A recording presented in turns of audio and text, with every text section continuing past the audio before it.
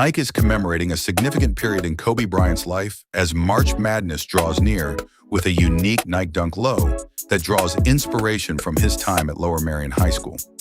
Despite not attending college and joining the NBA right out of high school, Bryant's tenure with the Lower Merion Aces contributed to the development of the mindset that would eventually define the Black Mamba legacy.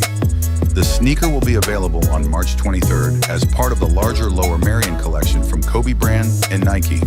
Along with two Air Force One colorways, the Kobe 5 Pro Aces has returned to the roster.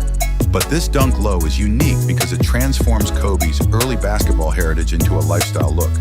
The upper of the shoe is made of a combination of satin and suede, creating a sophisticated appearance that blends sport and narrative. Bryant's signature is sewn across the heel tab, and his Lower Merion jersey number 33 takes the place of typical branding at the heel. The tongue features the Kobe sheath logo as well, directly connecting the Dunk Low to the Mamba persona. The Kobe 5 Pro Aces is back in the lineup, along with two Air Force One colorways.